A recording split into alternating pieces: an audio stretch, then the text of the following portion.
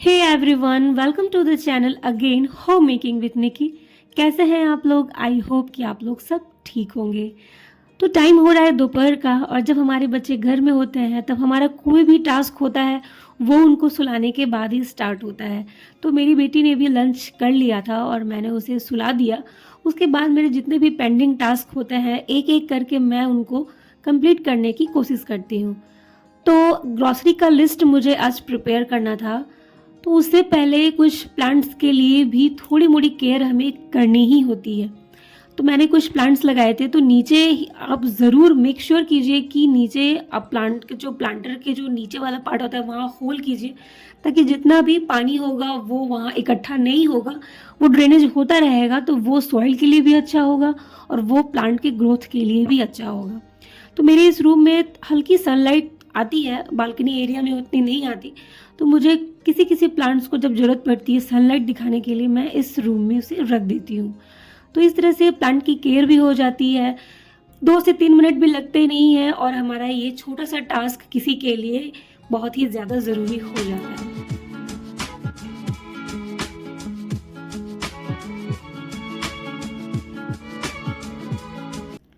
तो स्टार्ट करते हैं कि हम किस तरह से ग्रॉसरी के लिस्ट को प्रिपेयर करें कि एक भी चीज़ हमारी छूटे नहीं।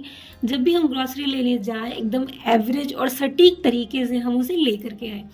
तो उसे बनाने के लिए पहले आप इस तरह से किसी भी एक रफ पेपर पे पहले नोट कर लीजिए कि आप अपने घर में किस तरह के सामान, किस तरह की जो डेली नीड्स के होते हैं वो आप मंथली किस तरह से लाते हैं घर पे, किस तरह से लाना चाहते हैं।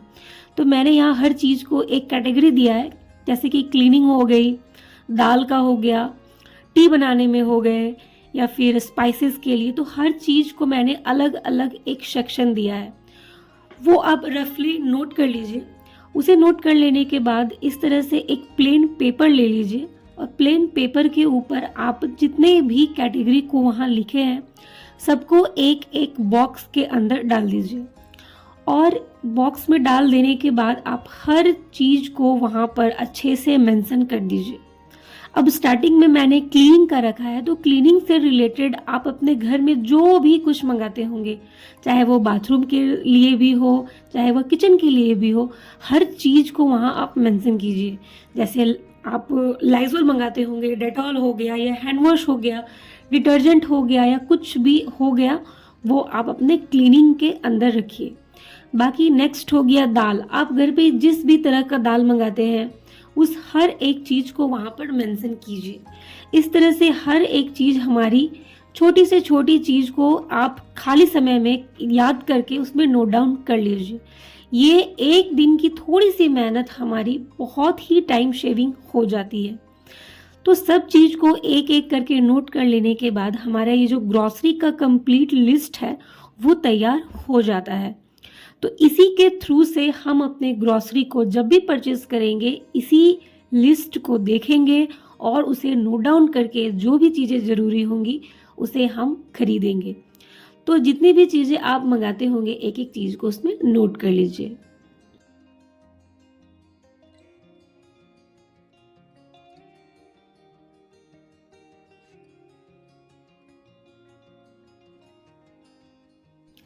अब भाई वो तो पेपर है, कुछ समय के बाद वो खराब भी हो जाएगा, तो हमें बार बार ऐसी मेहनत ना करनी पड़े, इसलिए मैंने इसे एक ट्रांसफ़र जो ट्रांसपेरेंट प्लास्टिक होती है उसके अंदर मैंने इसे डाल दिया ताकि वो बाहर से भी हमें दिखती रहे, और बस एक मास्किंग टेप लेकर के उसे लॉक कर दिया ताकि ज़रूरत पड़ने पर हम जब और कुछ चीज़ों को ऐड करें तो उसे हटा करके हम दोबारा उसमें लिख सकें।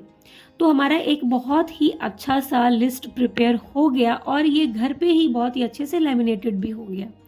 और ग्रॉसरी के लिस्ट को बनाने के लिए इस तरह से आप छोटे से नोटबुक रखिए, उसमें हर एक मंथ में आप जो कुछ भी ग्रॉसरी मंगाते हैं उसको नोट डाउन कीजिए, और देखिए हर मंथ में जितना भी आप ग्रॉसरी पे खर्च करते होंगे उसको नीचे आप मेंशन कर दीजिए, या बीच मंथ में भी आप अगर कुछ लाते होंगे तो उसको भी नोट डाउन कीजिए। इससे आपका बजट भी सटीक रहेगा, खर्च इधर उधर 19-20 होगा तो ज़्यादा फर्क भी नहीं पड़ेगा, और घर चलाने में बहुत ही ज़्यादा आपको हेल्प मिलेगी। आप पीछे के जितने भी लिस्ट बनाए होंगे उनसे भी आपको बहुत ही ज़्यादा मदद मिलेगी।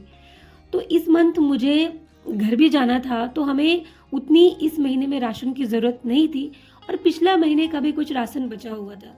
तो मैंने इस महीने बहुत ही कम ग्रॉसरी को मंगाया और जितनी भी चीज़ें ज़रूरत की थी उन्हीं चीज़ों को लाया।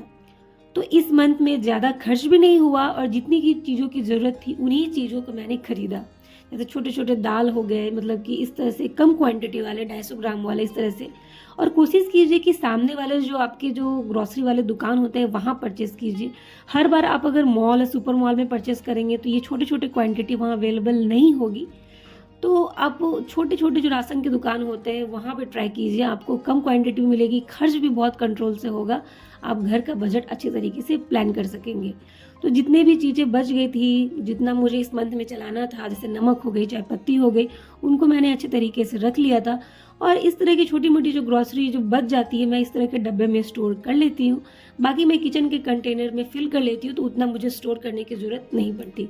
सो फ्रेंड्स, कैसा लगा आपको आज का वीडियो? अगर वीडियो अच्छा लगा होगा तो उसे लाइक कीजिएगा और अगर चैनल पे नए होंगे तो प्लीज़ सब्सक्राइब करके इस छोटी सी फैमिली का पार्ट बन जाइएगा। मैं मिलूँगी आपसे एक नेक्स्ट वीडियो में, तब तक के लिए stay happy and stay blessed.